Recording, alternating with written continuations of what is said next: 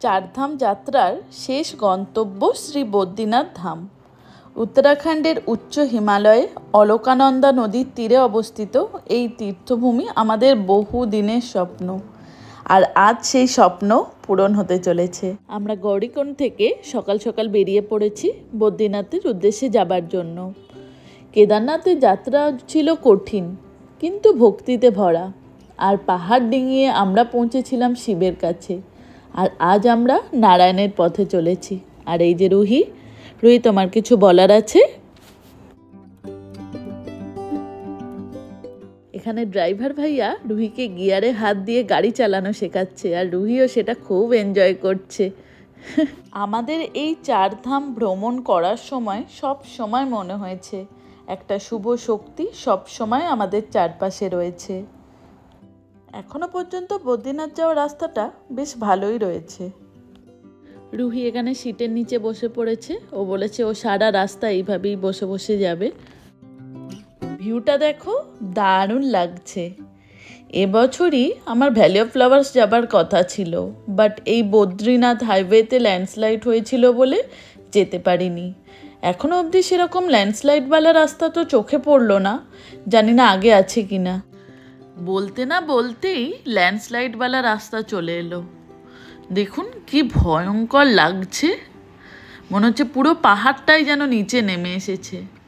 জুলাই মাসে নিউজে দেখাচ্ছিল যে একটা পাহাড় পুরো ভেঙে গেছে এই বদ্রীনাথ হাইওয়েতে, জানি না এই জায়গাটাই কিনা সেটা।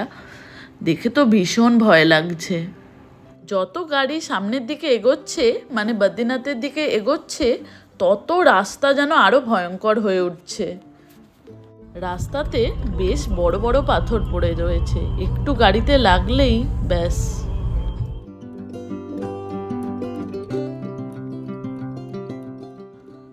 বাইরের প্রকৃতি কিন্তু অপরূপ সুন্দর লাগছে। একদিকে নদী বয়ে যাচ্ছে, একদিকে হিমালয় পর্বতমালা দাঁড়িয়ে রয়েছে, অসাধারণ লাগছে। আর মাঝে মাঝে সেই পাহাড়ি পথেই রয়েছে ছোট ছোট ঝর্ণা। আমরা এখন সব থেকে ডেঞ্জারাস রাস্তার মধ্যে দিয়ে যাচ্ছি। ড্রাইভার ভাইয়া বলল এটা নাকি সব থেকে খতরনাক রাস্তা এই বদ্রীনাথ হাইওয়েতে। জুলাই মাসে যে ল্যান্ডস্লাইডটা হয়েছিল এটাই নাকি সেই জায়গাটা। আইস ট্রেলের মধ্যে দিয়ে অনেককে যেতে দেখেছি, বাট এই প্রথম আমরা ল্যান্ডস্লাইড ট্রেলের মধ্যে দিয়ে যাচ্ছি। কি ভয়ঙ্কর অভিজ্ঞতা, গাড়িগুলো যে কিভাবে যাচ্ছে।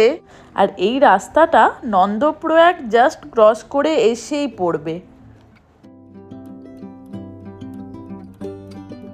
বদ্রীনাথ হাইওয়ের ওপরেই একটা খুব সুন্দর সাজানো গোছানো একটা ক্যাফে দেখতে পেলাম। তো আমরা সন্ধেবেলার চা খাবো বলে এই ক্যাফেটাতেই এলাম। আর ক্যাফের নিচে দিয়ে বয়ে চলেছে অলকানন্দা নদী। ক্যাফে থেকে একটা দারুণ ভিউ পাওয়া যাচ্ছে, সানসেট হচ্ছে একদিকে, আর এই যে ল্যান্ডস্লাইড জোনটাই এইমাত্র জাস্ট ক্রস করে এলাম। যেহেতু অনেকটা রাত হয়ে গেছিল তাই আমরা সেদিন বদ্রীনাথ যাইনি।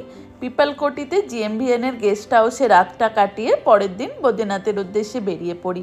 আর এটা হচ্ছে উত্তরাখণ্ডের ফার্স্ট টানেল। আমরা এখন জোশীমঠ ক্রস করছি। এখান থেকে ডান দিকে একটা রাস্তা চলে গেছে যেটা অলির দিকে চলে যাচ্ছে। অলি জোশীমঠ থেকে 17 কিলোমিটার মতো।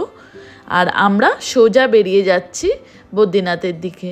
আর ওই যে দূরে পাহাড়ে বরফ পড়েছে, দারুণ লাগছে কিন্তু। আমরা এখন বিষ্ণুপ্রয়াগ ক্রস করছি। আর এই বিষ্ণুপ্রয়াগেই বিষ্ণুর একটা খুব সুন্দর মন্দির আছে। আমাদের সময় ছিল না বলে আমরা আর দেখতে পারিনি। তোমাদের হাতে যদি সময় থাকে মন্দিরটা একবার অবশ্যই ঘুরে দেখো। বিষ্ণুপ্রয়াগেই রয়েছে বিষ্ণুপ্রয়াগ হাইড্রো প্ল্যান্ট। আর এখানে নিচে দিয়ে বয়ে চলেছে অলকানন্দা নদী। নদীর জলের রংটা দারুণ লাগছে, পুরো গ্রিন কালারে। ছোট একটা সাদা বিয়ার চলে এসছে আমাদের গাড়িতে। এই যে করছে, এই বিয়ার একদম একদম নয়, আমার হাত ধরে টানছে, আমার হাত কামড়ে দেবে বিয়ারটা। উড়ি বাবড়ি উড়ি বাবড়ি, ভয় লাগছে, উড়ি বাবড়ি। এই সাদা ছোট্ট বিয়ারটা চলে এসেছে। এই যে এখন গাড়ির নিচে শুয়ে আছে। উড়ি বাবড়ি উড়ি বাবড়ি, ভয় লাগছে ভয় লাগছে। না না, ছোট্ট সাদা বিয়ার, আমার ভয় লাগছে, এখান থেকে উঠে যাবো, উঠে যাবো। আমরা বদ্রীনাথের কাছাকাছি চলে এসেছি, আর 10 কিলোমিটার মতো আছে। বদ্রীনাথ যাওয়ার পথেই একটা হনুমানজির মন্দির পড়বে। আমরা সবাই নেমে এই হনুমানজির মন্দিরে এসে হনুমানজির দর্শন করে নিয়েছিলাম। হনুমান মন্দিরে হনুমানজির দর্শন করে আমরা আবার সবাই গাড়িতে উঠে পড়ি, দিয়ে বদ্রীনাথের দিকে যাবার জন্য এগোতে থাকি। বদ্রীনাথ যাবার রাস্তাটা বেশ বিপজ্জনক, আর 5-6 কিলোমিটারই বাকি রয়েছে, কিন্তু বেশ ভয়ে ভয়েই আমরা যাচ্ছি।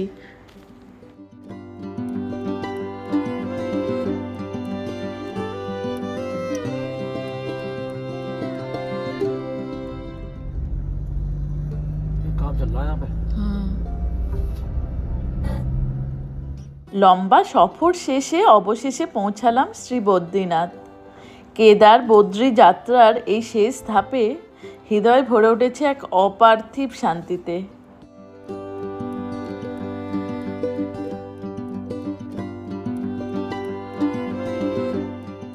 আমরা এখন সিঁড়ি দিয়ে নিচে নেমে মন্দিরের দিকে যাচ্ছি। এখানে পার্কিং লট যেটা রয়েছে সেটা একটু উঁচুতে রয়েছে, আর মন্দিরটা যেতে গেলে একটু সিঁড়ি দিয়ে কয়েকটা স্টেপ নিচের দিকে নামতে হবে। আর ওই যে দূরে দেখা যাচ্ছে মন্দির। এখানে পুজোর ডালাও বিক্রি হচ্ছে রাস্তার ধারে ধারে, এখান থেকেই আমরা পুজো কিনে নিয়েছিলাম। এখানে বদ্রীনাথ মন্দিরের আশেপাশে চারিদিকে প্রচুর কনস্ট্রাকশনের কাজ চলছে। অ্যাকচুয়ালি বদ্রীনাথ মন্দিরেরই করিডোরের কাজ চলছে, সেই কারণে প্রচুর ঘরবাড়ি আশেপাশের ভাঙাও হয়েছে। আমরা এখন বাবা বদ্রী বিশালের দর্শন করব বলে লাইনে দাঁড়িয়ে পড়েছি। আমরা জেনারেল লাইনেই দাঁড়িয়েছি, যদিও একটা ভিআইপি লাইনও হয়, বাট সেটার জন্য 2 দিন আগে থেকে টোকেন কেটে রাখতে হয়। জেনারেল লাইনও বেশ স্মুথলি এগোয়, দেখতেই পাচ্ছ। এই নয় যে ঘন্টার পর ঘন্টা লাইনে ওয়েট করতে হচ্ছে। আর মন্দিরের গেট খোলে সকালবেলা ভোর 4টে নাগাদ, আর রাত 10টা নাগাদ গেট বন্ধ হয়। মাঝখানে দুপুরবেলা 2টো নাগাদও একবার গেট বন্ধ হয়। তাই আমরা একটু তাড়াহুড়োই করছি, কারণ অলরেডি 1:45 বেজেই গেছে, আর 2টোর মধ্যে মন্দিরের গেট বন্ধ হয়ে যাবে বলছে। তো দেখা যাক।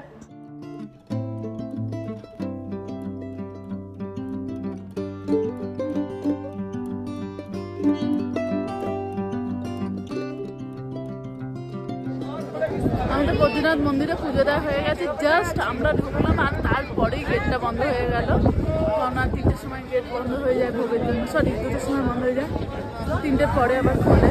তো লাকিলি আমরা ঢুকলাম আর আমাদের সাথে সাথে গেট বন্ধ হয়ে গেল। তো মা বলছিল যে লাইনে দাঁড়াস না, আমরা হয়তো দর্শন পাবো না, বাট ভগবানের কৃপায় দর্শন হয়ে গেছে, খুব ভালোভাবে দর্শন হয়েছে। রুমিও দর্শন করেছি, ইভেন বাবা বদ্রীনাথের ভোগও পেয়েছি, ভোগও খেলাম আমরা সবাই।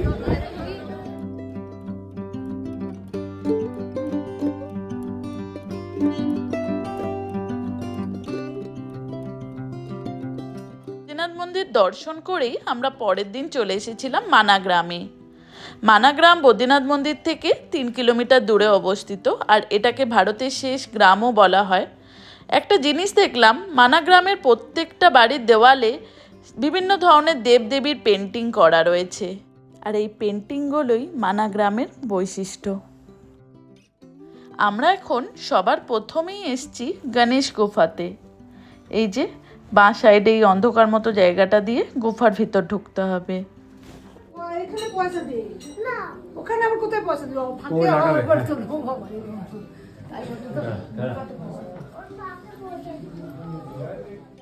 গণেশ গুফা দেখে আমরা এগিয়ে চললাম ব্যাস গুফা দেখব বলে, যেখানে বিশ্বাস করা হয় ব্যাসদেব মহাভারতের রচনা করেছিলেন এবং গণেশজি তা লিখে রেখেছিলেন।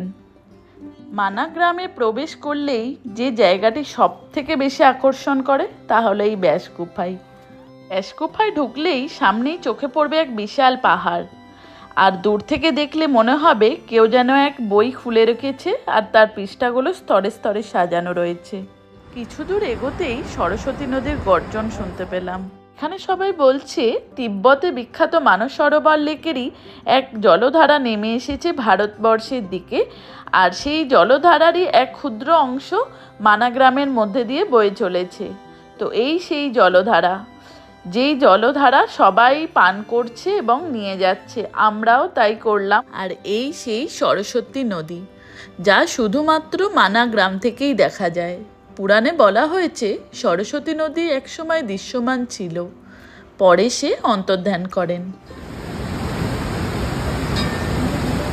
এটা হচ্ছে মা সরস্বতীর মন্দির, সরস্বতী নদীর পাশেই রয়েছে এই মন্দির। এখন যদিও মন্দিরের রিনোভেশনের কাজ চলছে, আর ভেতরে ফটোগ্রাফি অ্যালাউ নেই বলে ভেতরটা দেখাতে পাচ্ছি না সেরমভাবে, বাইরে থেকেই মন্দিরটা দেখাচ্ছি। তাই মন্দিরের ভেতরে একটা লতা মঙ্গেশকরের মূর্তি রাখা রয়েছে, যেটাকেও পুজো করা হয়। আমার পার্সোনালি এটা দেখে খুবই ভালো লাগলো, কারণ লতা মঙ্গেশকরকেও সঙ্গীতের সরস্বতী বলা হয়। আর এই সেই ভীমপুল, যার নিচে দিয়ে সরস্বতী নদী বয়ে চলেছে। কথিত আছে ভীম নিজের হাতেই একটা বিশাল পাথর এই নদীর ওপর ফেলে দিয়েছিল, যাতে পাণ্ডবরা সহজেই স্বর্গের পথে যেতে পারে। আর তারপরেই দেখতে পেলাম পঞ্চপাণ্ডবকে। না, মহাভারতে পৌঁছে যায়নি, পঞ্চপাণ্ডবের স্ট্যাচু দেখতে পেলাম। যেন মনে হচ্ছে ইতিহাস আর পুরাণ জীবন্ত হয়ে উঠেছে।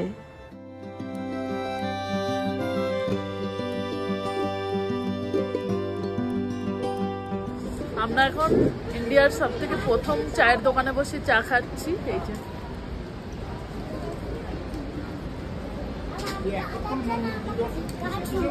কি হয়েছে, রুই এখানে বসে গান শুনছে, ম্যাগি খাচ্ছে।